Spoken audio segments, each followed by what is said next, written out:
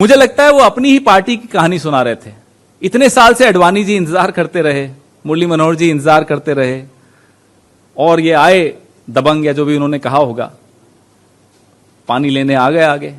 और देखिए अब तो त्रिपुरा में हमने मंच पे देखा तो अडवाणी जी की नमस्ते भी नहीं ली। तो कई बार सच निकल आता है मुंह से। आज one of those rare moments जब प्रधानमंत्री के मुंह से अपने ही बारे में, अपनी ही पॉलिटिक्स के बारे में एक सच निकल आया। तो अब सवाल यह कि क्या मोदी के बाल्टी अटैक से बीजेपी जीतेगी कर्नाटक? बीजेपी के नेता के शर्मा साहब, राहुल गांधी से सवाल पूछा जाता है, उसके जवाब में वो बड़ी सरल सी बात कहते हैं कि अगर नंबर हुए, हम सबसे बड़े दल के तौर पर उभरे तो हाँ मैं प्रधानमंत्री बनूंगा, क्यों नहीं। अब इस जवाब पर बीजेपी की तरफ से बाल्टी अटैक, बीजेपी की तरफ से इतनी हाय तौबा क्यों मच गई है, समझाइए जरा। रुमाना जी, कोई हाय तौबा नहीं है, और ये केवल उनका जो राहुल जी ने जो बोला वो उनके परिवार की जो परंपरा और कांग्रेस की जो परंपरा है उसका निर्वहन करते हुए उन्होंने बोला अपनी बात। और लोकतंत्र में हर बात की चर्चा होती है, वो चर्चा प्रधानमंत्री जी ने भी की, और जो उस पर आपने बहुत अच्छी बात कही शर्मा जी। एक मिनट मेरी बात सुन लीजिए। आपने बहुत अच्छी बात की, लोकतंत्र में चर्चा होती है, लेकिन साहब लोकतंत्र में जिस तरीके से, स्वस्थ तरीके से चर्चा होनी चाहिए, दरअसल वैसी हो नहीं रही है ना। सवाल मेरा इसी वजह से है। कभी आपको दबंग नजर आता है राहुल गांधी, कभी बॉडी लैंग्वेज पर उसकी बात होती है, कभी कानून व्यवस्था तोड़ने वाला नजर आता है, कभी आपको जो राहुल गांधी है वो नियम तोड़ने वाला बन जाता है, कभी राहुल गांधी लोकतंत्र ना मानने वाला हो जाता है। और बड़ा सवाल इसलिए हो जाता है क्योंकि महज एक महीने पहले तक तो आप ही की सरकार की मंत्री हैं स्मृति ईरानी जी, वो राहुल गांधी की तुलना जो है कार्टून कैरेक्टर से कर रही थी, और आज वही राहुल गांधी प्रधानमंत्री नरेंद्र मोदी को दबंग नजर आ रहे हैं। ये विरोधाभास राहुल गांधी को लेकर बीजेपी में इतना क्यों, हाय तौबा क्यों? सवाल फिर वही। रुमाना जी, कोई हाय तौबा, मैंने पहले ही कहा कोई हाय तौबा नहीं है। जहां तक आपने जितने प्रश्न आपने उठाए, मैं केवल इतना कहता हूं कि 2014 से लेके अभी तक के राहुल गांधी के कार्यकाल और क्रियाकलापों को आप देख लीजिए और आपको स्पष्ट हो जाएगा। जो आपने प्रश्न उठाए, एक व्यक्ति जो भारत तेरे टुकड़े होने का नारा लगता है दिल्ली यूनिवर्सिटी में, और वहां जाकर वो जेएनयू में, और वहां जाकर वो व्यक्ति उस नारे का समर्थन करने लग जाता है, जो देश में जब सर्जिकल स्ट्राइक होता है तो उसकी सबूत मांगने लगता है, एक व्यक्ति जो कभी मंच पे खड़ा होकर अपने कुर्ते में हाथ डाल के फटा कुर्ता दिखाने लगता है, संसद के महत्वपूर्ण बहसों को छोड़कर वो बाहर चला जाता है, उस व्यक्ति की ये नहीं समझ में आता कि वो कब यहां भारत में है, कब विदेश में है। और इसके बाद उनके बयान होते हैं कि मैं भाषण दूंगा तो भूकंप आ जाएगा, मैं भाषण दूंगा तो कोई उठ नहीं पाएगा। मैं ये समझता हूं कि इस तरह का व्यक्ति, और उसके पीछे जो उनकी परंपरा की मैंने बात की, मैं बहुत इतिहास में नहीं जाना चाहता, नेहरू और बिंद्रा जी और उनके इसमें, लेकिन इसके अलावा मैं आपको बताता हूं, और ये सारे सवाल मैं भी जो पूछ रही हूं वर्तमान से जुड़े हुए सवाल हैं कि राहुल गांधी जो कहते हैं 15 मिनट मुझे संसद में बोलने दीजिए साहब, आप खड़े नहीं रह सकेंगे, तो फिर क्या राहुल गांधी अब टर्म सेट कर रहे हैं और प्रधानमंत्री को आगे आकर कहना पड़ता है कि पहले आप जी 15 मिनट बोल के दिखाइए बिना कागज पकड़े, और फिर राहुल गांधी जो गुगली मारते हैं, राहुल गांधी ये कह देते हैं कि पहले आप 5 मिनट रेड्डी बंधुओं पर बोल के दिखा दीजिए कर्नाटक के मुद्दे पर। असमंजस बीजेपी का समझना चाहती है जनता भी कि वो बीजेपी जो नारा देती है कांग्रेस मुक्त भारत का, उसी नारे के बावजूद देश में 2019 के लिए सबसे बड़ी दावेदारी खुद कांग्रेस अध्यक्ष की तरफ से पेश की जा रही है। क्या बीजेपी के लिए तिलमिलाहट की सबसे बड़ी वजह यही है? संजय झा जी, ये विपक्ष के नेता के तौर पर अपनी दावेदारी खुद ही पेश किए जा रहे हैं, राहुल गांधी इंतजार कर लेते हैं, संयम क्यों नहीं राहुल गांधी की तरफ से रखा जा रहा है? तो यही कहूंगा कि प्रधानमंत्री भारत के नरेंद्र मोदी जी बहुत बौखलाए हुए हैं, बहुत चिंतित नजर आ रहे हैं, लेकिन बाल्टी में पानी हो या न हो उसकी ज्यादा जानकारी तो उन्हीं को होगी। जुमलों की बारिश तो उन्हीं से होती है, तो जुमलों की बारिश बाल्टी में रुकती है या कहां जाती है उन्हीं को शायद मालूम होगा। लेकिन बाल्टी में छेद करके यदि किसी ने हमारे देश को लूटा है वो तो नीरव मोदी, मेहुल चोकसी है, उसका भी भविष्य क्या है वो भी शायद नरेंद्र मोदी खुद ही जानते हैं। छोटा मोदी कहां लंदन में बैठा हुआ है। मैं इतना ही प्रश्न के जवाब में कहूंगा कि देखिए, प्रधानमंत्री इतनी अश्लील और मैं समझता हूं कि अशिष्ट भाषा का प्रयोग कर रहे हैं, वो देश को इतना झूठ काहे बोलते हैं। अरे वो क्या समझते हैं कि देश के लोग जानकार और समझदार नहीं है? श्री राहुल गांधी जी को एक प्रश्न पूछा गया था रोमाना जी कि यदि 2019 में कांग्रेस पार्टी और हमारे जो भी सहयोगी दल है, यदि हम सबसे आगे आएंगे तो प्रधानमंत्री कौन होगा?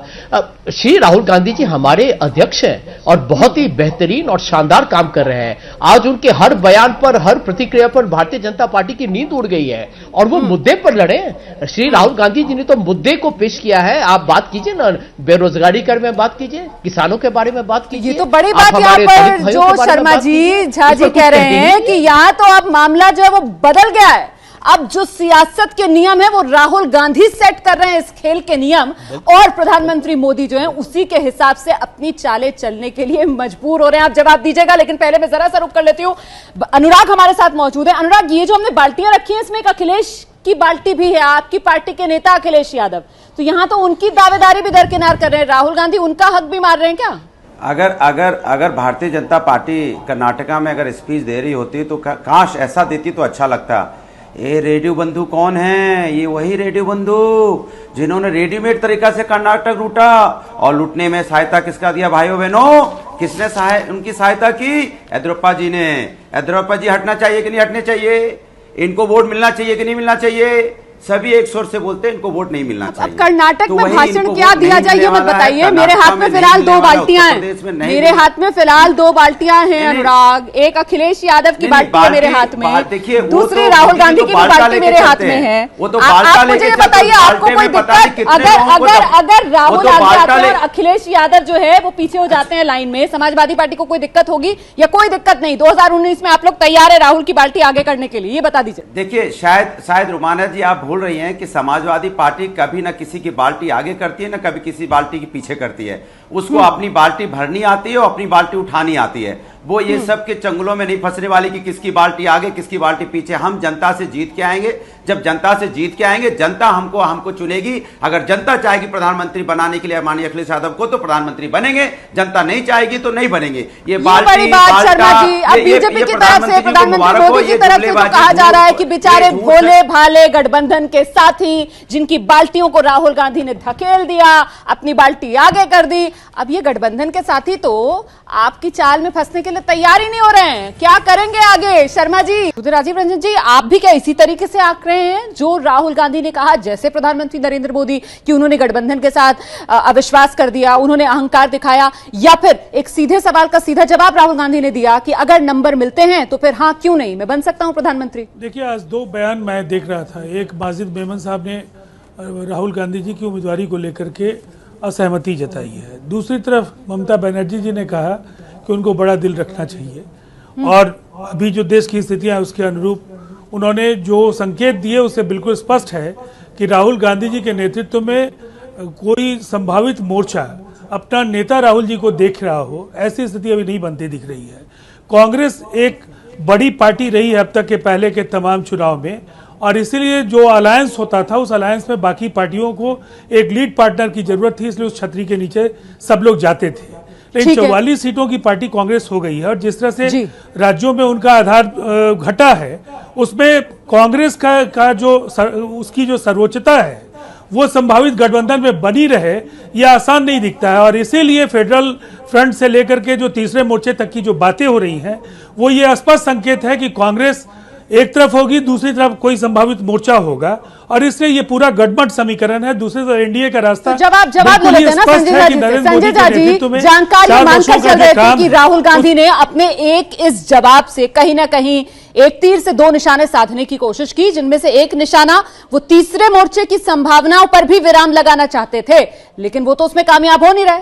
चाहे ममता बनर्जी हो या एनसीपी हो, किसी को भी मंजूर फिलहाल नजर नहीं आ रहे हैं राहुल गांधी। देखिए, मैं तो इतना ही कहूंगा रोमाना जी कि राजीव रंजन जी को और मोदी जी को सुन के ये तो लग रहा है कि हमारे जो विरोधी जो राजनीतिक दल हैं उनमें बहुत खलबली और घबराहट है। अरे आप चिंता न कीजिए रंजन जी, ये तो जनता जनार्दन है, जनता की राय होगी।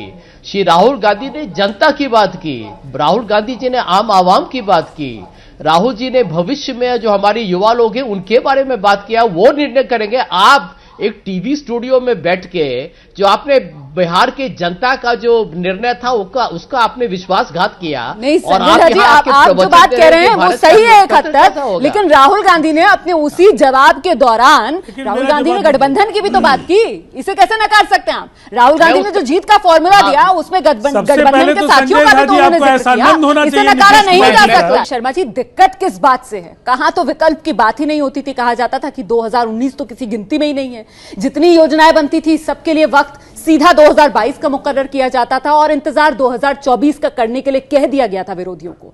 तो अब सबसे बड़ी दिक्कत यही है क्या कि यहां तो 2019 में ही न सिर्फ विकल्प की चर्चा हो रही है बल्कि विकल्प खुद पेश भी किया जा रहा है राहुल गांधी की तरफ से। नहीं रोमाना जी, मैं कह रहा हूं कि विकल्प की जहां तक आपने बात की 2019 की, विकल्प तो है ही नहीं, ये तो बिल्कुल सत्य है। और प्रधानमंत्री जी ने क्या केवल आईना दिखाया है, और आईना क्या है?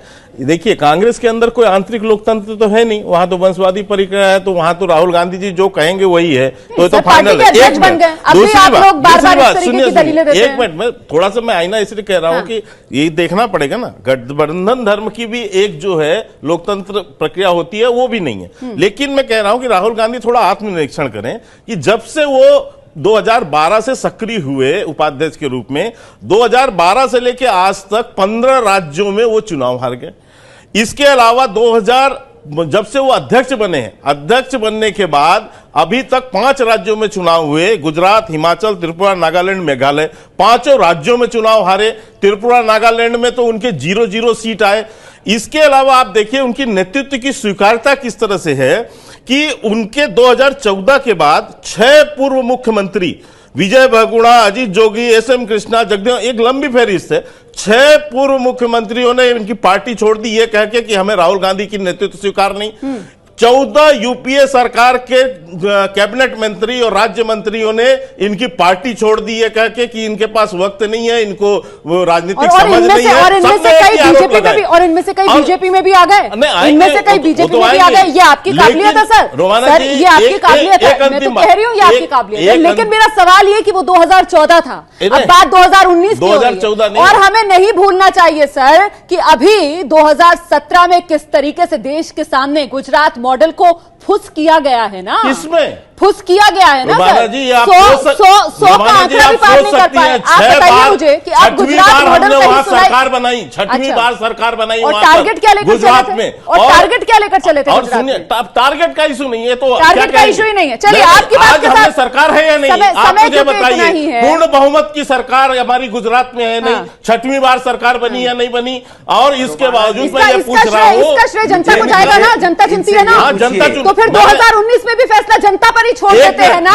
ये बाल्टी, ये दबंगई, ये लोकतंत्र ना मानने की बात करने का मतलब कहां से उठता है? हम तो बस इतना ही कह रहे हैं कि जनता लोकतंत्र के अंदर जनार्दन है। दोस्तों, अगर आपने अभी तक हमारे चैनल को सब्सक्राइब नहीं किया है तो सब्सक्राइब करें और लाइक बटन पर क्लिक करके हमारा हौसला बढ़ाएं ताकि हम आपके लिए और बेहतर जानकारी लाते रहें। Do like, share and subscribe Fox News India, news beyond politics.